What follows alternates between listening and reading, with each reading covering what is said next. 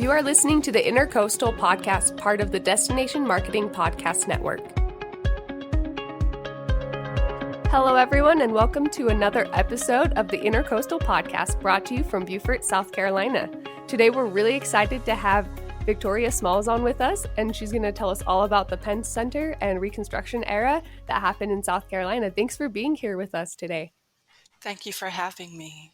Oh, of course. When Rob mentioned that he wanted to have you on here and to talk about the Penn Center, I got so excited. I'm a huge history buff, and I love learning about this stuff. And as soon as I looked it up, I was like, oh, this is a beautiful episode to have. So very excited. Thank you. Thank you. So first of all, do you want to just give us a quick little background about who you are? And Certainly. I'm Victoria Smalls. I'm a native of St. Helena Island here in Beaufort County, and I'm a public historian, a cultural preservationist, and a former director of history and culture at the Penn Center. And I love talking about the Reconstruction era and the history of Penn. It's my part of my personal mission in life. love that. We're really excited to have you talk about that and share your passion with all of us. Because just from the conversations I've had with Rob, I know that your history and the history of South Carolina is really rich in the whole culture and the intercoastal lifestyle, as Rob always calls it. So I'm really excited. So to start off, do you want to let us in and know what Reconstruction is and when did it take place and kind of give us some background on that? Wow. So the Reconstruction era history is one of the most significant periods in American history. And it was indeed a period of unity and disunity, of racial coalitions and racial hostilities. Well, during this time, the United States government had to answer several questions. And some of those questions were how to integrate millions of newly freed people from bondage into a free society. And that's incorporated the freed into all systems, whether that's economic, social, the labor, Right. and political. And also, another question is how to usher in the states of the former Confederacy. And then also, how to secure and safeguard the rights of the freedmen. The era took place between 1861, at the beginning of the Civil War, and lasted through the dawn of Jim Crow, racial segregation, until about 1898. So this time span is a little bit different from what we've learned in school. When I was going to school, we were taught Same that here. that we were taught that it was going to come after the Civil War, and that really it's reconstructing all the damage that has been done physically to the spaces that were ravaged by the war. But it was so much more than that. It's going to be a political reconstruction, a social reconstruction. Like I said, how they're going to integrate millions of people that are newly freed back into freed society. I guess that's something you don't really think about because it's not something they talk about in history. They just are yeah, slavery ended, but they never talk about that whole process. So this is a whole new side to it that we don't think about. I agree. It is a whole new side. And I want to say that there's a wide gap in between old scholarship and what we have today because our histories are being uncovered, unburied every day. We're learning something new every single day. And so we're really grateful to a lot of the scholars that have new information or more information that has been hidden from us for so long. So this is how we get to know about this new time span from 1861 to the end of the 1800s. And some even argue that it goes into 1905. So there's a lot of things that incorporate this new time span of Reconstruction.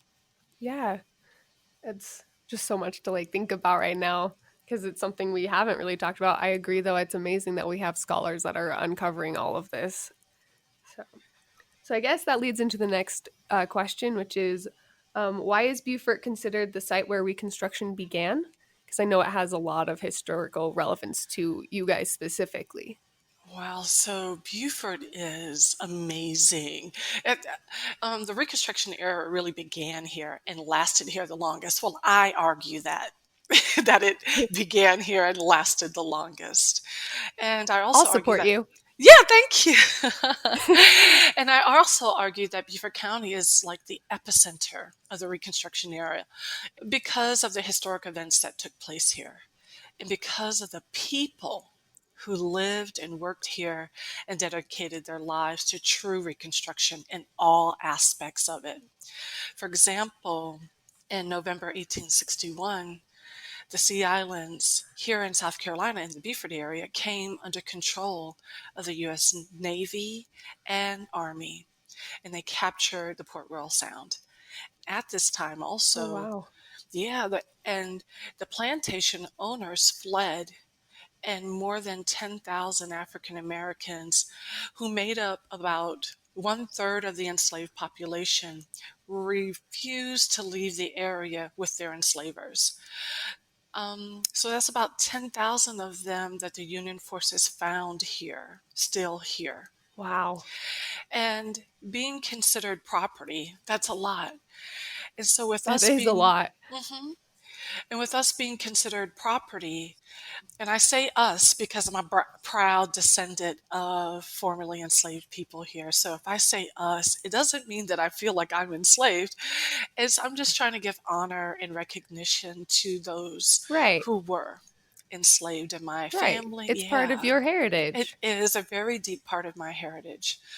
And so being considered property, the enslaved were taken on as contraband of war.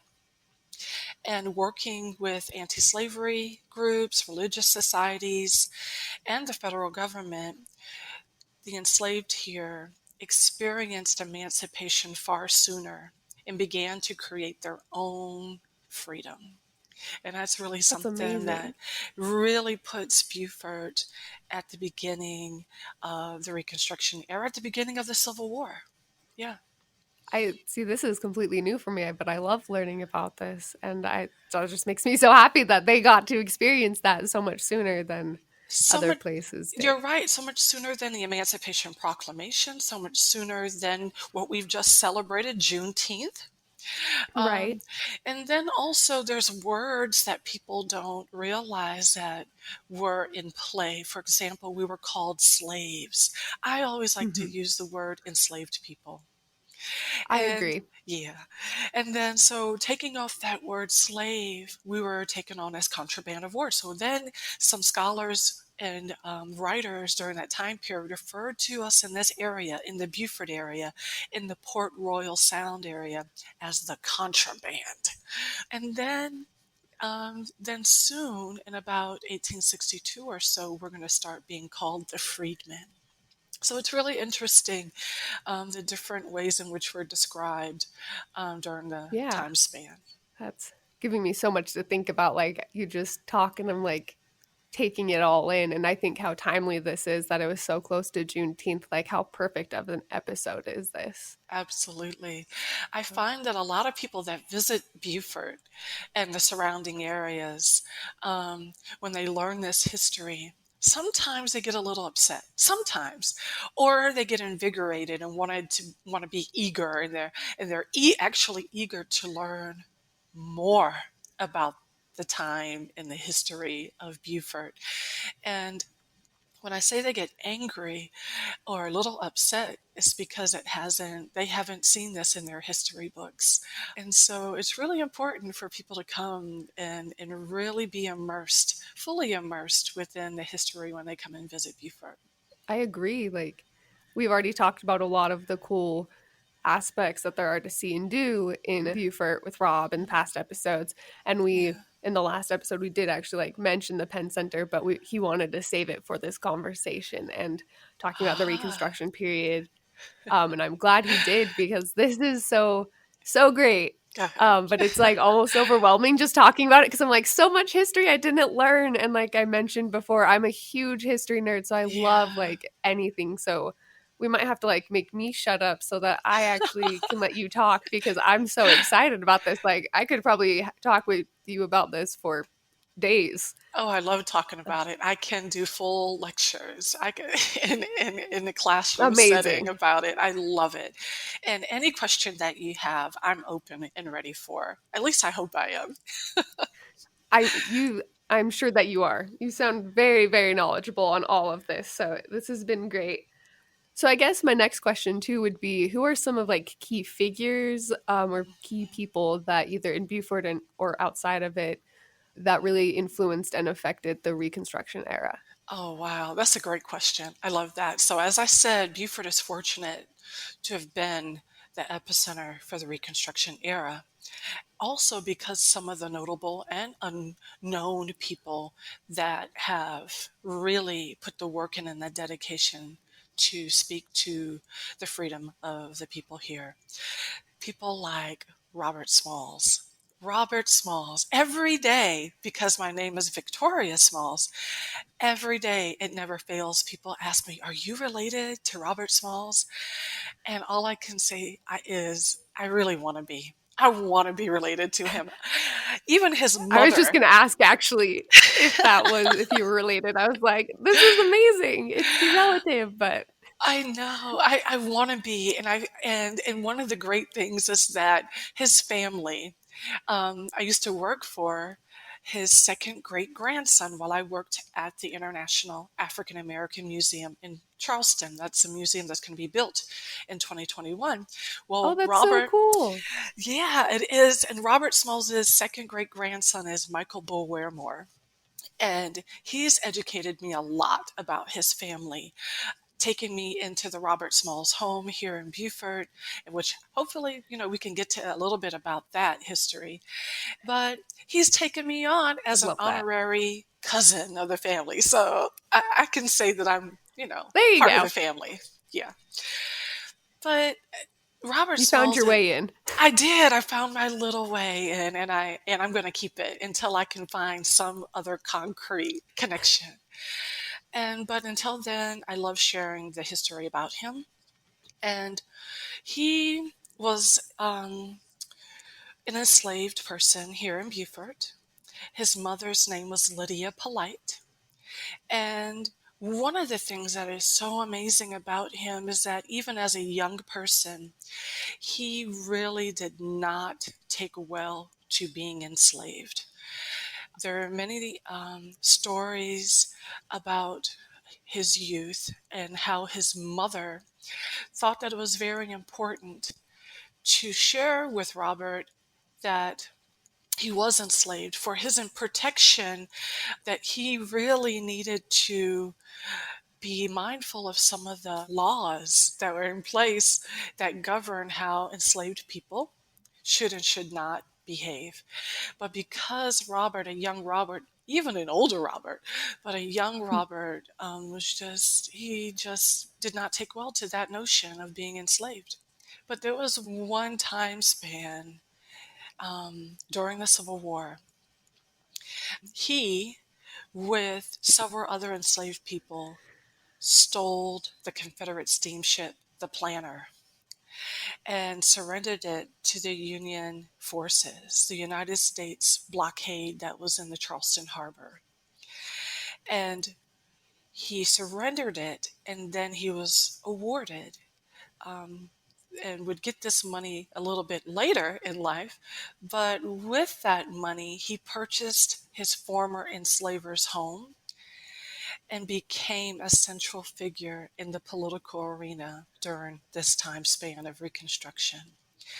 Smalls visited with President Lincoln, which is amazing. Someone Yeah. who was formerly enslaved here as a young person and then taken off to Charleston enslaved, still enslaved, stole this steamship, and then was able to meet with President Lincoln. You hear people say, well, who are some of the people that you would like to sit with if you could? Anyone in history. I would imagine it would be Harriet Tubman, President Yeah.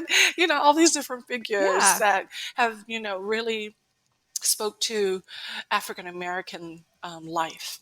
After meeting anyone in history, these figures, you want to be able to speak to them about, their contributions to African American freedom and life.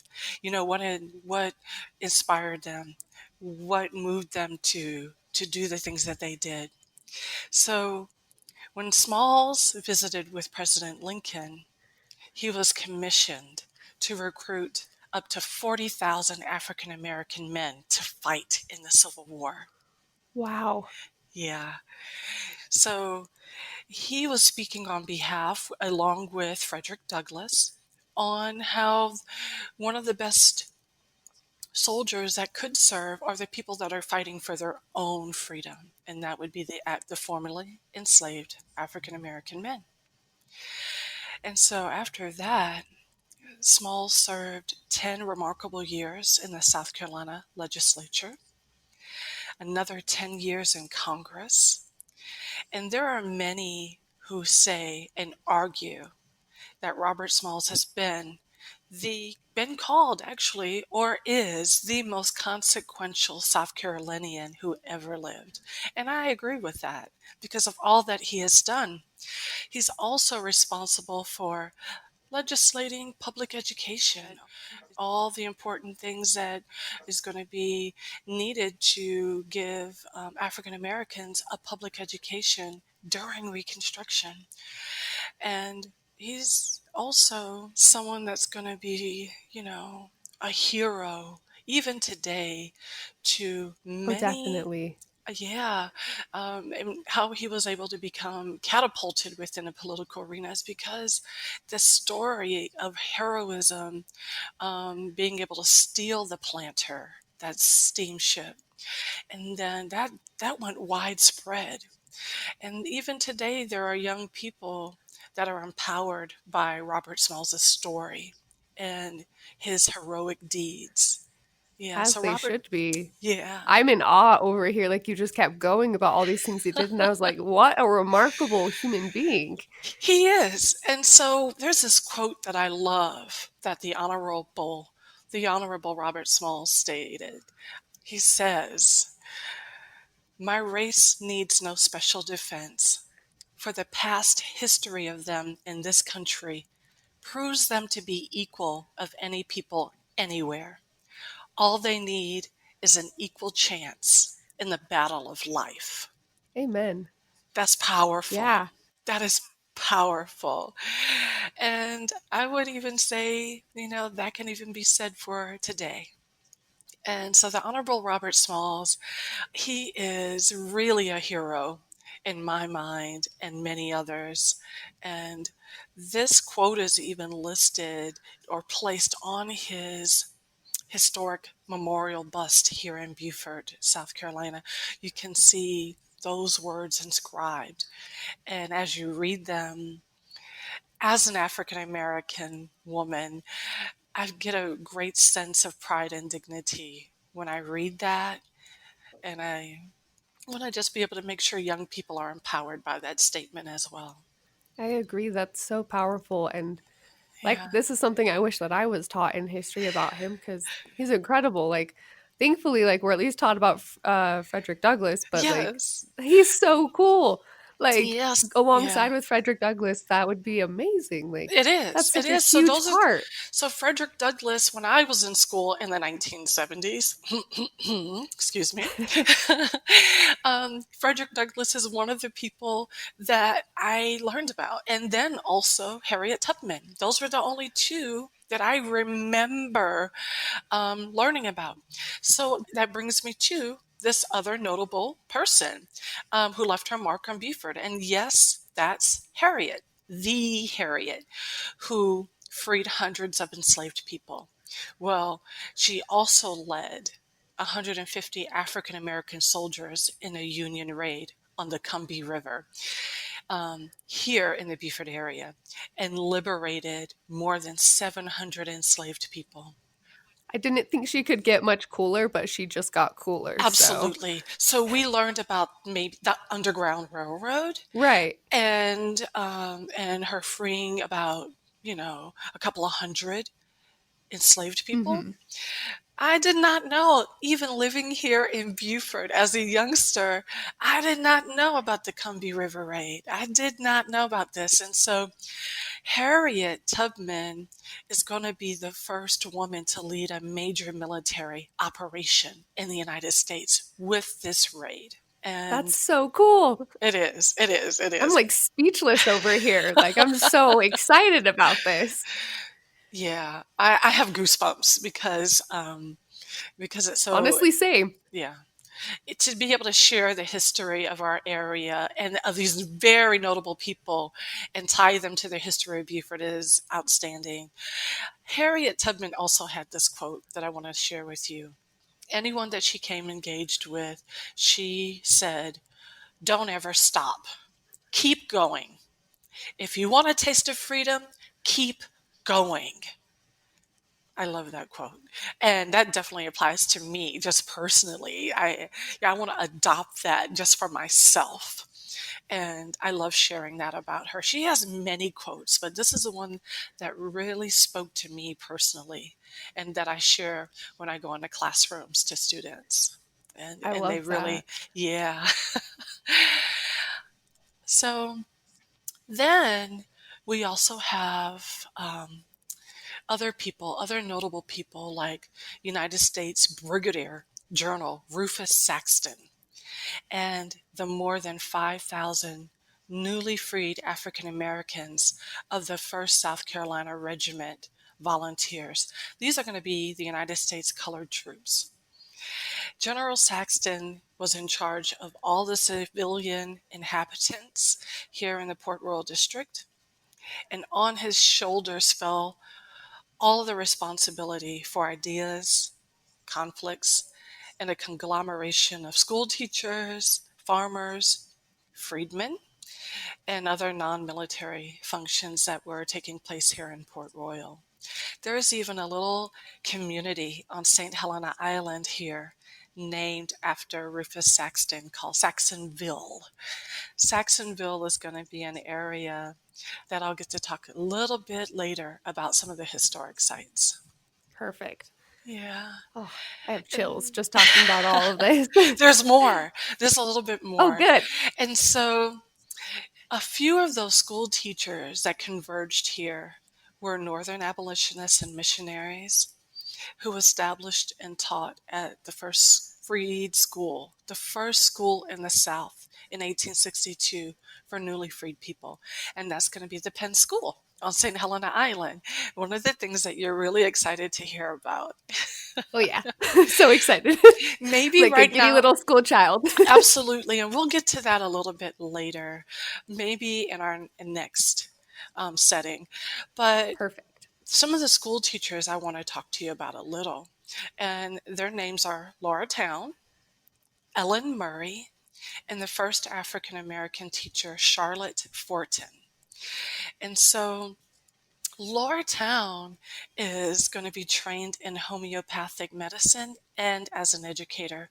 She's a staunch abolitionist, and she's coming down, and Ellen Murray, they're coming down, meeting the urgent call for volunteers to the South. The federal government asked for about 40,000 volunteers to meet the most urgent needs of the contraband, of the freedmen here in this area. And these two women, Laura Town and Ellen Murray, started the school together, the Penn School together. And they brought on, just 6 months later, the first African American teacher, Charlotte Fortin. Charlotte Fortin is coming from Philadelphia. She's coming from several generations of people, freed people of color. And she's trained in education, and she's going to be teaching at the Brick Baptist Church, another historic site that we'll get to talk about. And vital to Penn School's first schoolhouse and the land acquired for the school, Hastings Gant is very important. He's a newly freed man. He donated and sold 50 acres of land to the founder of the school, Laura Town. 50 acres. And this is going to be in 1864, 1865. The war is still going on, and he was able to acquire land for the school. He, after acquiring this land, he was considered a wealthy person of color. And he also served in the South Carolina legislature as a representative from Beaufort. And although virtually unknown to most, Hastings Gant was an inspiration to landowners and land toiler alike. He's also one of my heroes. There are a lot of heroes coming out of South Carolina that I had no idea about. So I'm learning that apparently South Carolina is just the place to find a hero. Absolutely. Come on. Definitely. We have a lot of inspiration and heroism taking place here. And Hastings Gant is one of them. It's incredible. I've learned so much today on this episode. I think that this is a fantastic place to stop, and we'll pick up on the next episode where we can talk about the Penn Center and other really historic locations that really influence this that people can still see when they come and visit Beaufort. So thank you so much for being on with us today, Victoria. It's been an incredible conversation. It's been a pleasure. I so thank you so much to be able to share the history. Thank you. And thank you everyone that joined us today. Don't forget to subscribe and like and share, and we will talk to you next time. This has been another episode of the Intercoastal Podcast, part of the Destination Marketing Podcast Network, hosted by Natasha Lye and produced by the Relic team.